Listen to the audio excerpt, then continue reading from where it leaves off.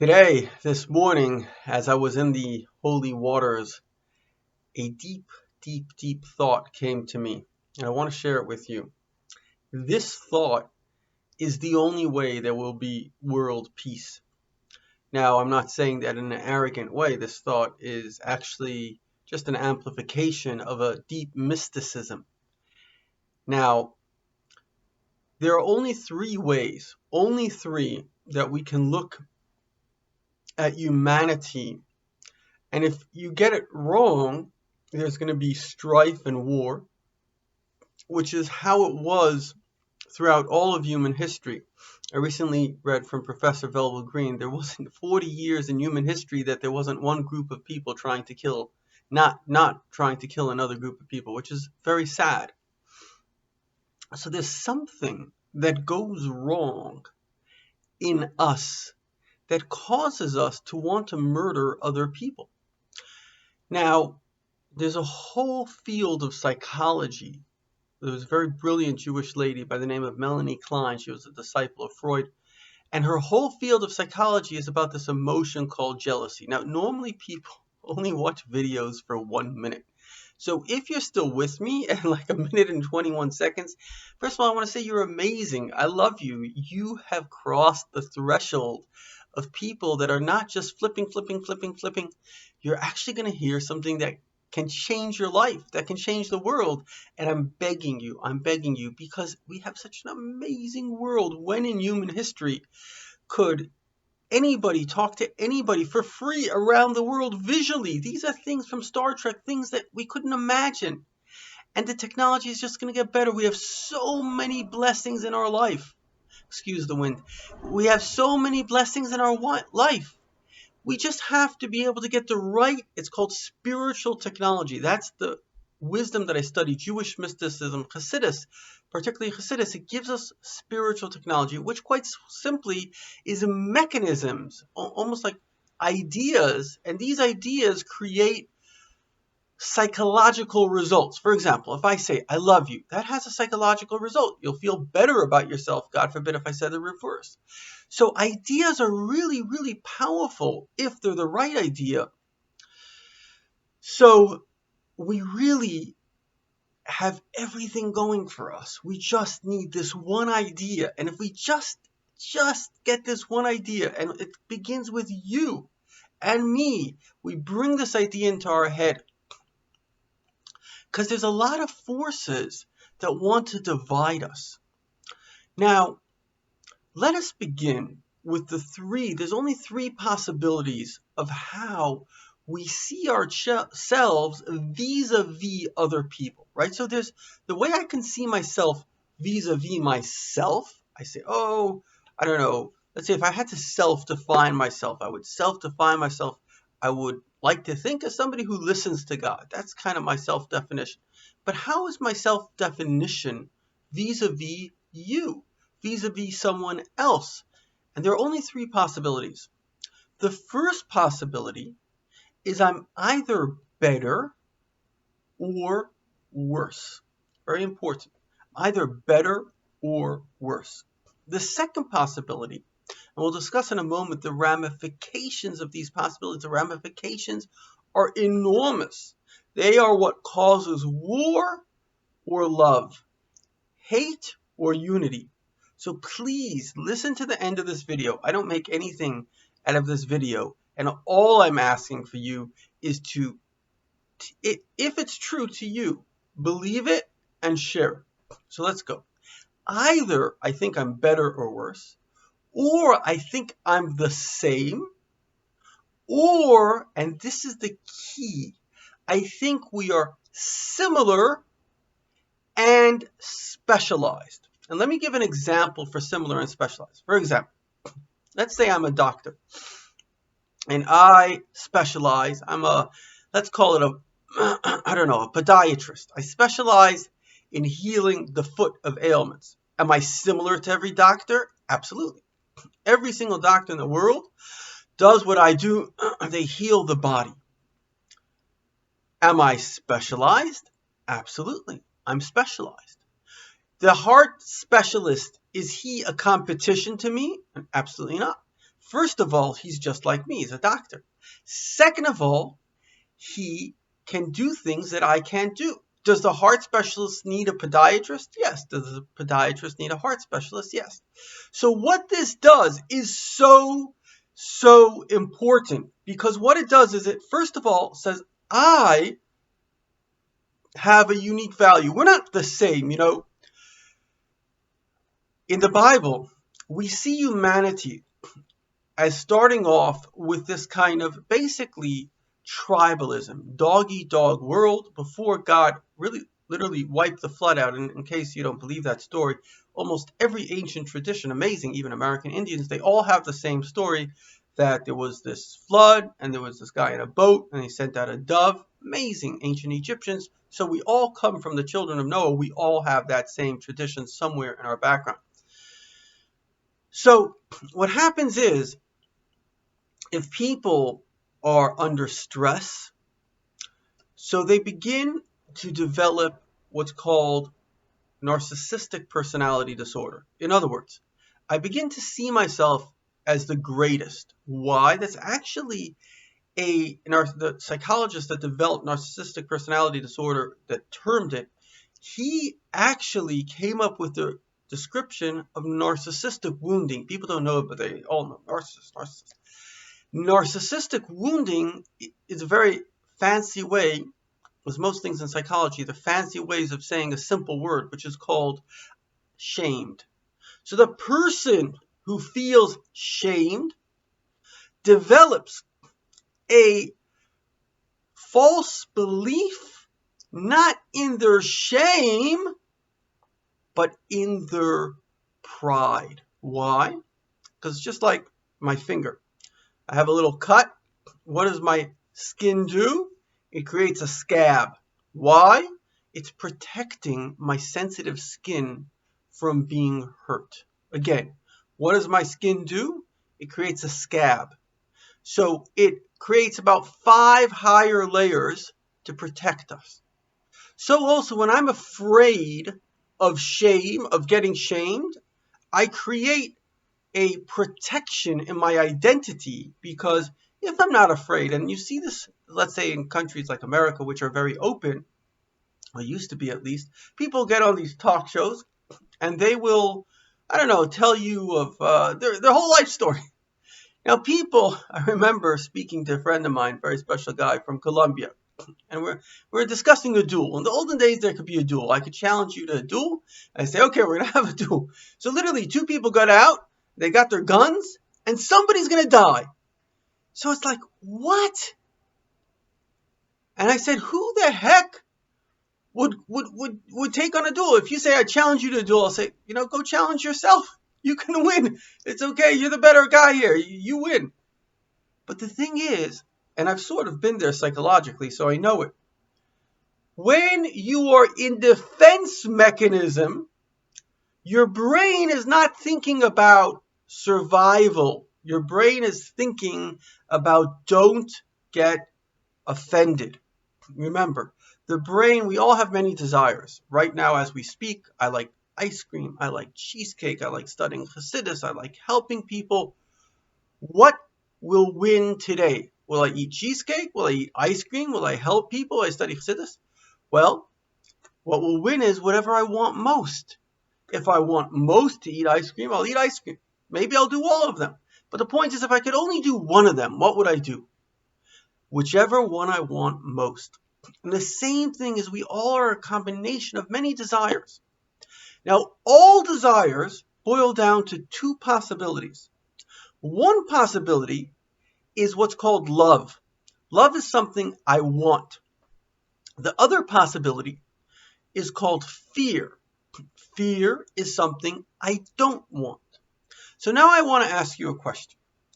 And this is a very common thing, and you yourself probably experienced this. We all love love. A human being is called a Adam Hu Medini. A person is a social creature. However, many of us have been offended. We've been hurt. We are worried about getting criticized. So when you walk out in the street, what is your greater concern? Is your greater concern who you will make friends with or who will not offend you is your greater concern. And there are many cultures, you see them, they're very defensive. Why? Their greatest concern, and please don't take this in the wrong way, it's an absolute fact, and I'm just saying this because it's facts, and we don't have to be embarrassed of facts, but generally, women are more defensive. They're more sensitive, which has its quality to be a mother, to be sensitive to other people, but also to be sensitive, you're sensitive both ways. So a person who is kind of, what they're really doing is they're defending themselves. And if that's even a greater defense mechanism. The person who is, that person is happy-go-lucky, they just want love. Now, the same person, if they were afraid, if they're not afraid, so the point is that which emotion is dominating you? Now, I don't want to be too long. We're already 11 minutes. If you're here 11 minutes, God bless you. This is a very, very important punchline because there are three possibilities. Before the flood, when people are antagonistic, they develop narcissism. And it makes them feel like I'm the best and I'm this. It's really a cover of shame. And really what they're trying to do is not get hurt. And therefore, they will be vicious because they see themselves like, how long would it take me to make you into a boxer? Just imagine, you're not a boxer. I could turn you into a boxer in literally 1 minute flat. And you say, how? Drop you into a boxing ring. You know, they have this ultimate fighting championship where everybody is like in a ring and you fight to the very end. How long do you think it would take before you say, I better box because I'm going to get boxed and I'm going to do my best to defend myself? It's fight or flight, right? That's an instinct. So when we can be safe, often what happens is we make the reverse error. Because, and this is game theory, many Nobel Prizes were won on this. It's called zero-sum game, which is me against you. Or there's another mistake, and it's the exact opposite of zero-sum game. And that is, we can't be different. We must be the same. And that's the people that made that Tower of Babel, which is they said we all have to be one. What's wrong with all being one? It's a false premise of reality. First of all, we're not one. And the beauty of life is that I can self-develop and you can self-develop. But sometimes in a small-minded thinking, we think, okay, well, if I want love, I have to reduce myself to create unity. That's not how you get love. And this is really how most people think. Either one person's going to dominate, or we have to acquiesce and we just have to be the same so we can have this beautiful thing of love. But that's false. Love, true love, is the way Jewish mysticism teaches us. You and I are both similar and specialized. And just to give you an absolute true example, I don't know about you, but I do know about me. And it took me a very long time. I say the mission of life is to discover the mission of life and to do your personal mission. We are all specialized. For example, it took me a long time to realize this, and I don't say this with any arrogance whatsoever. It's more of a burden. It's a great gift. But to me, to do it is a great burden. I do it because it's what I have to do. It's my gift. But I discovered I have a unique talent. I have a talent in taking Jewish mysticism and making it very, very practical. I've written about 20 books. I'm putting out videos. And for me, it's so simple. A little bit, I'm not comparing myself to Einstein, but a little bit like Einstein said. He said that, the whole world was praising him. He's so smart. He's like, I'm embarrassed by their praise. It's so simple. To him, I saw the equation that he writes up, how he got to the most famous equation, E equals MC squared. It's like a page and a half of math. Now, to me, that math is like, I don't know what he's talking about. But to him, it was obvious. His brain, his mathematical brain was enlarged. So to him, it's, let's say, a singer that sings and the whole world says, you're an amazing singer. So he says, I don't know what you're talking about. It's simple. Now, the point is that, yes, that is your gift. Your gift is to bring music to the world. But that's your gift. It's not my gift. I love music, but I can't sing. I just don't have a good voice. Does that mean I'm deficient? No. In my field, I can only honestly say, in my subspeciality, so there's a speciality which is Jewish mysticism. There are other people that do it as well, which translate. But in my subspeciality, which I'm not going into all of it, but I honestly say there is not another person in the world that I have seen that does what I do. So what does that mean? That means God has said, listen, you, Zevi Weinberg, are here for this purpose. Just do it. And who am I here for? Why am I doing that? Well, first of all, I'm here for you. I'm doing it for you. I'm not doing it for me. But I'm also doing it for me. Why? Because that gives me meaning in life. Why do I do it? I've spent years and years, maybe a decade, put over 60, 70,000 blogs. Why do I do it? I don't make any money off of it. I do it. Well, obviously, that makes me feel good. This is my way of making the world a better place. So what is your way of making the world a better place? You are special. There's something special about you. So now think about this. We're all similar. We're all God's agents of making the world a better place. Go figure out how you are special. What is your specialty? And to conclude, I want to conclude with one thing which is very important. Because for a mother, for a woman, it's obvious that the greatest thing that you can do, because really the thing that makes us happiest is being able to contribute the most. And that's 100% studies show that money doesn't buy happiness, but giving money does. Contributing and contributing the most you can, that is what makes us happy. So now I want to ask you a question, a very important question. If you're a woman, what do you think is the greatest contribution that you can create? And when you understand that, and then because in the male-female, the way it works, and there's been a lot of abuse of the perception of this, and that's why I'm bringing out this point. Women will take pride in their husband's accomplishments. So then the husband's specialness in his field, that's something she takes pride in, so she can gain from that. And of course, he gains from the fact that he can have a child. He can have children, because having children is the greatest thing that we can have. Because even all the things that I do, they make the world a better place, there's no doubt about it. But compared to my children, it's nothing. Because I have children, I have real people that exist in this world, and they're making the world a better place, and they will have children. That will go on forever. So my friends, God has given us the most amazing possibility, the greatest gifts in the world, which is, who are we? We're nothing. And God has made us into something. He's given us the ability to make a difference, to have children, to be the future. We are the link between the past and the future. And many people, they've been unfortunately brainwashed into the secular reality, and they're not having children, and they're going to die. And they've done good. Hopefully they're doing good work, and that's a nice thing. But it's over. Their line is over. Thousands of years till then, gone, finished, over. It's not cool. Listen carefully to what I'm saying to you. I'm going to sum it up one more time. 3 ways of looking at the world. Way number 1, and this is, again, it's many Nobel Prizes. One of the greatest geniuses, von Neumann, it's called zero-sum game. I don't like fancy words because they don't explain things, they confuse things.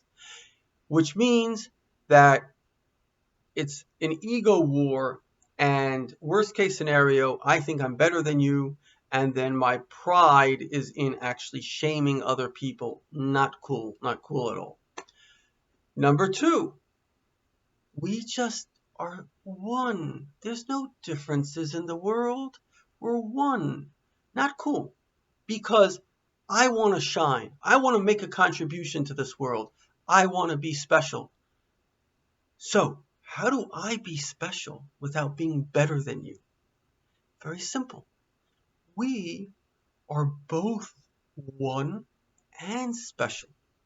We are all everything in the universe, from a star, from a cloud, from a rock, and certainly from a human, God's most prized possession, are unique or special. We're specialized. I will never do what a star does. I will never do what a cloud does. I will never do what a rock does. And without those things, life can't exist. But a star and a cloud and a rock will never do what I do. And you will never do what I do. Because what I do, it's taken me a lifetime to figure it out. From what I've seen, I am unique in the world. And you also have a unique gift that nobody else can do. And you have to ask yourself every day until you know what that gift is. And you have to share it free of charge. Don't expect money. This is how it works. You do your part.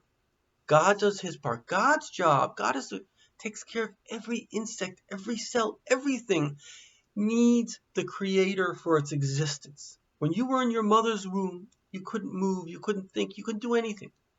And yet everything was cared for. When you were born, you needed your mother's milk. Everything was cared for. The world is infinitely more complex than any of us realize. You need oxygen, you need sunlight, you need gravity. There are billions of miracles that you need. It's all taken care of. You focus on your gift to the world. That doesn't mean that you can't get paid, you can't get sponsored, but it means you focus on your gift. And again, I want to be very clear because we're talking truth. We're not talking lies. The male is the one that has that special, unique gift. Females have also a special, unique gift. And their gift mainly is in the ability to be a wife, to be a nurturer. Men cannot nurture as great as women can. To be a mother, obviously, biologically they can, and psychologically they can. Mentally they can. It is a tremendously difficult thing. I remember when my wife left for 2 weeks, she put food in the freezer, and I took my kids out for supper every night. By the time she came back, I was ready to commit suicide because it was just too much pressure on my small male brain. Because men are more like hunter-gatherers, we can be super focused. Women are nurturers. They can take in the big picture. That's what their brains can do. And men and women together make the most perfect team because a woman, she gives her husband, and this is a fact, men cannot do what they do without women unless they're some kind of super genius. I can say this for myself. It's the woman that gives the man the confidence in a subconscious way to shine, to believe in himself. And so she can take pride in his achievements. And a female, obviously, creates the home, the beautiful space that a man can come to and live in. And if they can just realize that they cannot do what each other can do, it's very important. John Gray, who's helped countless marriages, wrote a book, Men Are From Mars, Women Are From Venus. And his whole point is we're not the same. This crap that we're the same caused endless suffering in our society. And these are facts.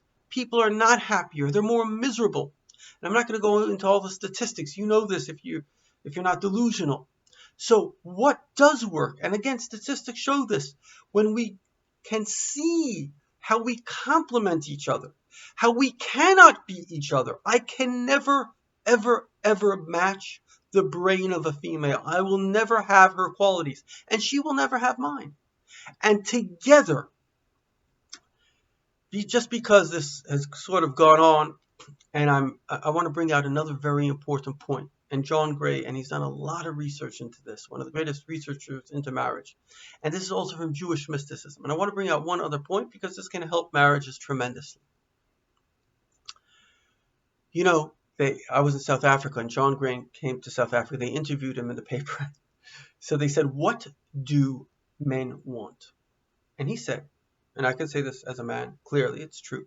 Men want their wives to be happy. And they asked him, what do women want? And he said, women want, listen very carefully to what I'm saying, very carefully. Women want that their husbands should make them happy. Again, men want, there's a lot of research into this. Men want that their wives should be happy. And any normal man wants that. Women want that their husbands should make them happy. Now, John Gray didn't answer a critical question, which is, why is that? Why can't a woman be happy without her husband? And also, if I could add one more detail, how do men make their wives happy? Because if they knew how to do it, they would do it. And this goes down to a very, very important point. I've written many books on the subject. My main book, Kabbalah Love, From Fear to Love, it was a TV course as well. Just go to Kabbalah Love, KABBALAH.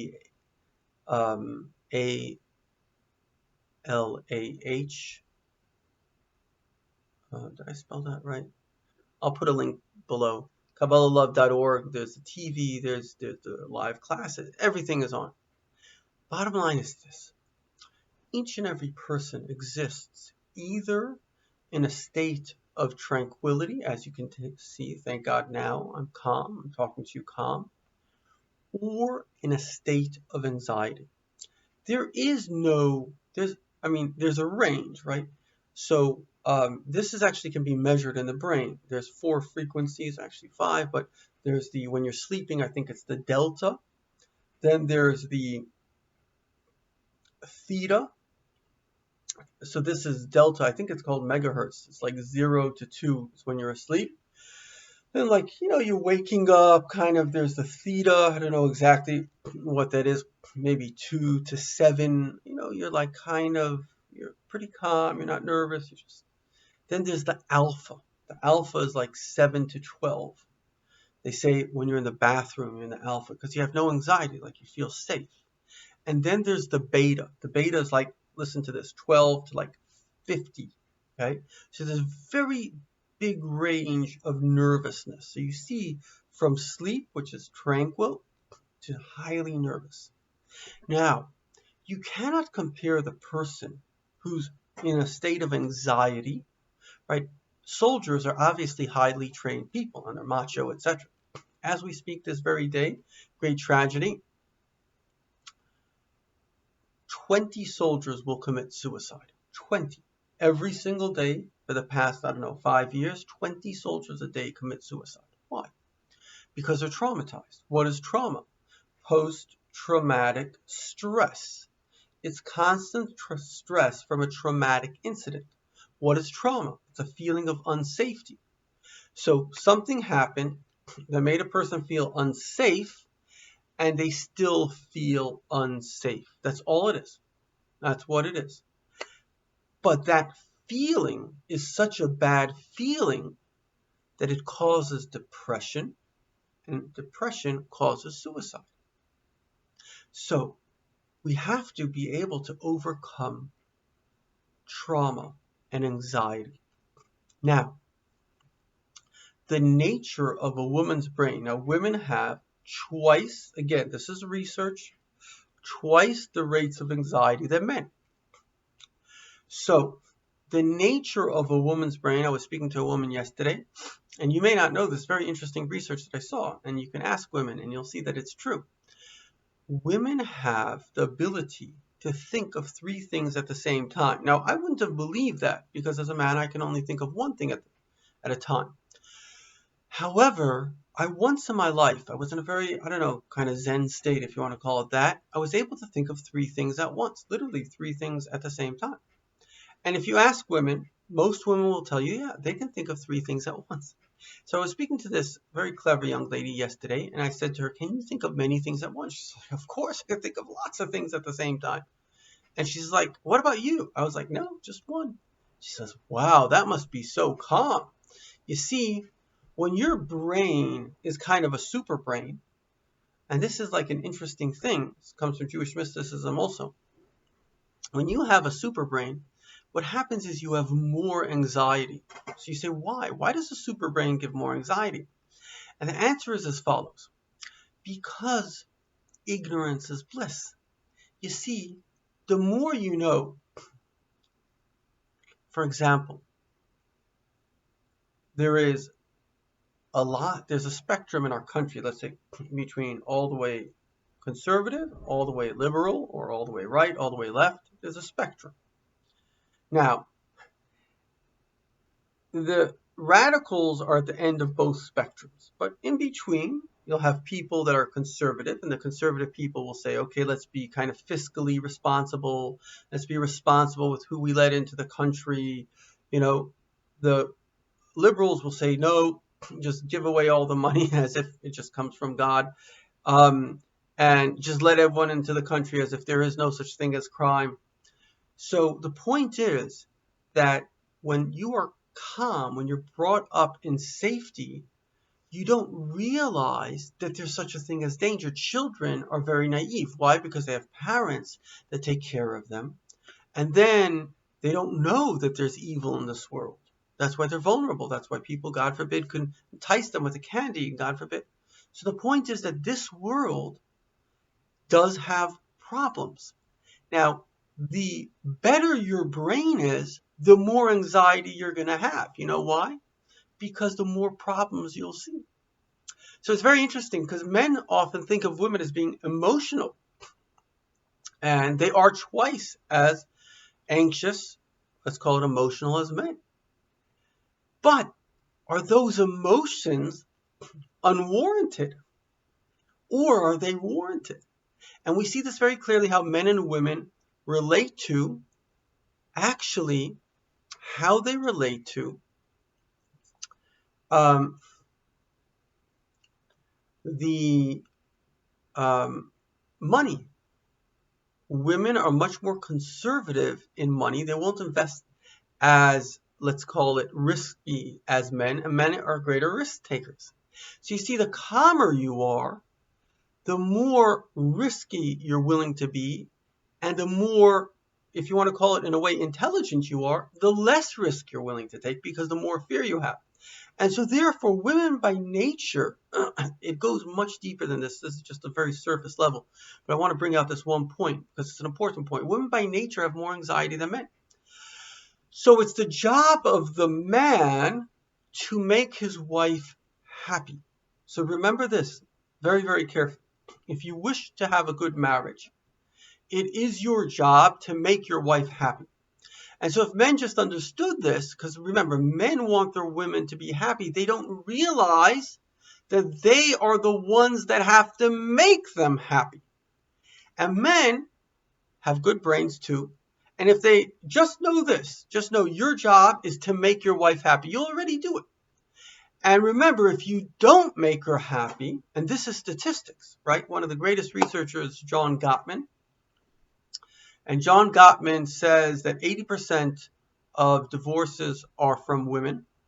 And he says the reason is, again, because they hit this little rate of anxiety. And then they begin to see faults because anxiety creates jealousy. And so they begin to see faults, and then they begin to see why their husband is a jerk. So if you don't want your wife, and there's nothing that the woman can do about this, nothing you can do, you have to deal with this psychological fact. If you don't deal with the psychological fact, you have, of today, because we say about 50% divorce rate, but that was like before the people that got married after the 90s, like it's like, I don't know, 70% divorce rate. So you have presumably about, I don't know, a 65% chance of getting divorced. That's a very high chance. Most likely you're going to get divorced unless you do what I'm telling you. I actually recommend you go to my book about love, and I promise you, this is an absolute guarantee. If you do what I say in my book, guarantee, if you do it, I'll put $1 million down on this. You will have a successful marriage, but you have to do it. The point is, and this is just one, there's a lot more, but this one point itself is very valuable. You have to make your wife happy, whatever it takes, if you know that. Because if you don't make your wife happy, she will be unhappy. She will begin to be jealous of your happiness. Jealousy causes us to see evil in others. That evil will be highlighted in her mind as a big problem. She will eventually divorce you. So if you want to stay married, because this video teaches us how to have both world peace, we have to see ourselves all as pieces of God's puzzle. We all have a specialized role in this world. We also have to have family peace, how we can get along with each other. And as the Rebbe says, the Rebbe was the greatest genius in all of history. He says that most, and men are not going to like what I'm saying because they like to blame their wives. Most trouble in marriages come from men. And it's true. Why? Because women often they give what they can give. They give their basically abilities. That's what they give. They bring their abilities to the table. But a man has to make his wife happy. And most men do not do that. They don't even know that they have to do that. They really are good. They really care about their wife. And they want the woman to be happy, but they don't know that they are the ones that have to make her happy. She has in her brain a problem of happiness. And when you were dating her and she looked so happy, that's only because she wanted to get married to you. That's why she was so happy. But now, when you're married together, you're playing house. And in playing house, the woman has a lot of responsibilities. She has a lot on her head, especially if you have children. Her head is you could never do what she does. It's impossible. Her head is exploding. She's got so many things in her head. I have a friend, a very, very bright guy. Love him. And he says, listen to what he says. He says, all it costs him to make his wife happy is a coffee. And I seen it. I was in his house. It was so beautiful. He's like, his wife actually said, she's like after Shabbos and it's all the kids and it's nervous. And she's like, I don't want to say the name. I don't want to reveal it. Let's call him Joe. Joe, let's go get a coffee. And he's like, okay, just give me 10 minutes. And in 10 minutes, I could see she's like all happy. She's going to go out with her husband to get a coffee. And before she goes out, she's still nervous from all that chaos of the Shabbos and the kids and everything. And she feels good. She's going out with the husband and he goes out and they go and they even go to like it's today, you can't even go to Starbucks. They take the coffee and they're sitting in the car. They probably weren't out for more than a half hour. But she comes back, she's relaxed. She's a different person. And I'm going to go a little deeper. Intimacy.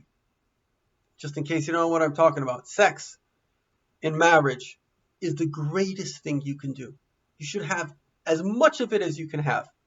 Because if you do that, again, a woman's life, especially as a mother, as a wife, and especially today that women are working. So not only are they mothers, and John Gray speaks about this, they're mothers, they're wives, and they're employees. And if you're an employer, it's probably even harder. They're super stressed. And in intimacy, it releases all these pleasure and all these relaxing chemicals. So if you want to have a good life, I'm going to give you one more secret. I just have to tell people the truth all the time. So I'm going to give you one more secret because this is also a critical factor. But we mentioned, wow, this is amazing. Because it's like the summary of how to have a good life. 4 things. One is, what's your specialty? Number 2 is make your wife happy. Number 3 is intimacy. Have as much of it as possible. And number 4, this is really, really important. A couple is not one person. If you think that you're going to have a marriage and you're going to get your way, either man or woman, eventually somebody's going to resent it because you can get your way short term, but never long term. Because what you're going to do is you're going to make the other person feel locked up, and nobody likes to feel locked up. So the key, you got one opinion here and one opinion here. These 2 opinions, imagine them as 2 horses. This guy's going here, this guy's going here. Now, if I go here and you go here, it's not going to be very pleasant, especially if we're tied to the same wagon. But if we say, hey, okay, let's use an example. Where are we going to go on vacation? So I say, okay, California, and you say, no, Utah. So maybe I could convince you, but you're not going to really enjoy that trip. But what if I say, you know what, honey, this time let's go to California, next time let's go to Utah. And she says, good idea. So we'll both enjoy the trip. For a marriage to work, you have to be willing to compromise 50%. It's really just that simple. There are certain things that you can't compromise, such as God and Judaism and the law. For Gentiles, 7 Noahide laws. Obviously ethics and morality you cannot compromise. But in terms of where to go on vacation, you must compromise. And so therefore, and this really, I'm adding one more thing to the equation here, but if you do these 5 things, I guarantee you, just these 5 things, you'll have the most perfect life possible, literally possible. And that is that you have to compromise. And the 5th thing, because I just mentioned something important, which is the importance of ethics and morality. A human being is an ethical being. We are divine souls, and we will never be happy leading an evil life. They say there's no rest for the righteous. The righteous always have to advance and do more and more good, but there's no peace for the wicked because they're always feeling distressed. Never mind stressed, but they're always feeling distressed, always feeling guilty. So you have to have a rabbinical authority. You can go to Chabad.org. They have a team of rabbis. They've answered over 500,000 questions. 500,000 questions. And they will answer very responsive. You can ask them any question, but you have to have a rabbi that guides you. Why is that? Because this world is not what's called in Hebrew a hefkerwelt. This world is not where you can do whatever you want. Make no mistake about it, and this is my field. I've researched and I know a lot about it. The day will come, and we've had a lot of people with near-death experiences. They've come back and they've said this. You will go up to heaven. Every single thing that you did will be presented to you. You will see it on a video screen. And for every good, you will be rewarded with rewards that you cannot imagine. And for every single, they say, for every word that you hurt another human being, you will suffer in ways that you cannot imagine.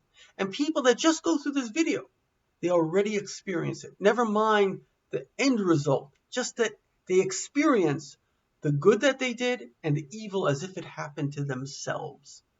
My friends, do not think that this world is a joke. Every cell is a miracle. Every atom is a miracle. We know this for sure. They don't work on a logical basis. They're all miracles, constant miracles. You are a miracle. Your existence is a miracle. There's nothing rational about you. Nothing. Look at me for a moment. This shape, a shape. Who made this shape? How did this shape come about? Just think for a second. If there is a shape, there is a shaper. If there is a painting, this is at least a painting, right? It's a 3D model. Somebody modeled it. It didn't just happen. The person who modeled it came to us 3,333 years ago on Mount Sinai and said, listen, I'm giving you free choice. As long as you're in this world, that world you pay. This world you have free choice. But here are the choices I want you to make. For a Jew, there are 613 commandments. For a Gentile, there are 7. You have to follow those laws. If you don't follow those laws, you are out of sync with your soul. Your soul, the soul has 613 parts to it. And each commandment relates to a part of your soul. So you're out of sync with yourself. Basically, Judaism is goodness and kindness. And again, if you do goodness and kindness, you feel good because you are a good and kind person. And if you don't, you feel bad because you're going against your own soul. So then the question often in life is, what is the right thing to do? Do I pull the plug? Literally, do I not? I went to a lady. She was in a nursing home. And she had terrible pain. Terrible, terrible pain. I came there without going into all the details. Basically, the first question was, actually, at first I saw her in a hospice. We thought she was going to die. And she eked out, why does God hate me?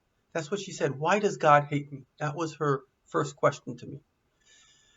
So then, eventually, she comes out of the hospice, and she gets into, rehabilitation. Poor lady. It's terrible suffering. Listen to this, my friends. Her husband and her, very smart people. Very, very super smart people. Her husband and her, they speak. Her husband would always do this. She has a question. So, yeah, what's your question? She wants to know if it's okay to do euthanasia. Can she go to another state and basically kill herself? And remember, this is a lady that's been in a bed for 20 years in terrible suffering. A brilliant woman, a beautiful woman, a good woman. And so I said to her, no, you may not do that. Judaism says you may not do that. And she listened to me. She didn't do it. 2 years later, her soul returns to God. And she went through these stages of consciousness, not a lot of complications. But for the last 2 weeks of her life, she was totally clear. She was totally lucid. And she told me something. She says, I want you to know that you are the reason I'm alive. So I was wondering, what does she mean? Why, because it wasn't so much that question. Every day I would visit her for about 5 minutes, just 5 minutes. I would go into wherever she was, a nursing home or a home. I would go for 5 minutes every single day. She says, that is why I am alive, for those 5 minutes every day. So what does this teach us? It teaches us that our little actions, the little things that we do, do keep people alive. Today we live not only in an epidemic. Before this crazy epidemic, there was another epidemic. It was called loneliness.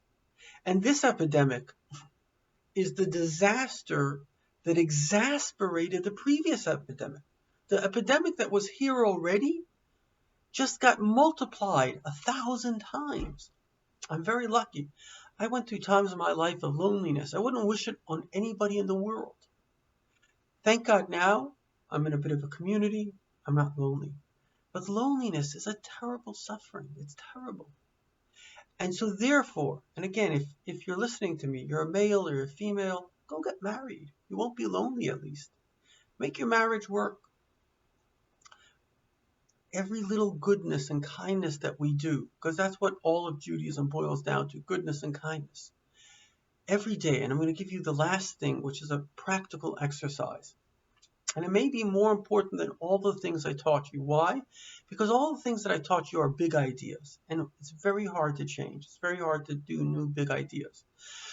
But what I'm going to say now is a small idea. It's very, very simple, and I promise you, I changed my life. I read this in Jewish mysticism, and I changed many people's lives because I do this in my course, Kabbalah Love. And if you do this, I guarantee you in 2 weeks, your life will change. 2 weeks. Can you give me 2 weeks of a trial? Just try this for 2 weeks. Every morning when you wake up, the first thing you have to do is you have to thank God for your top 10 blessings. Every morning, I wake up and I say, thank you for my top 10 blessings. And it immediately puts me in a positive mood. You wake up, you're not in the best mood. Immediately, it makes my mood good. So remember, if every day your mood is good, because that mood continues throughout the day, so you will have a good life, because every life is made up of days. Good days, good life. Number 2, this comes from the Holy Baal Shem Tov. After you do that, say to God 5 times, please send me someone I can help today. Please send me someone I can help today. Please send me someone I can help today. Please send me someone I can help today. Please send me someone I can help today. And I guarantee you, absolute guarantee, if you just do this, you will thank me so much, and may God bless you, and may you really, really, really implement. I'm going to write on the bottom the steps that I just mentioned, so you can read it, you can do it. May you make your life and the world a better place. You can do it. It's very easy. Really, do everything in your power just to do the last thing that I said. Just this one thing. Every morning you wake up 10 times, and it's helped a lot of people. Their lives have changed just from this. your top 10 blessings and say 5 times, please God, send me someone I can help today.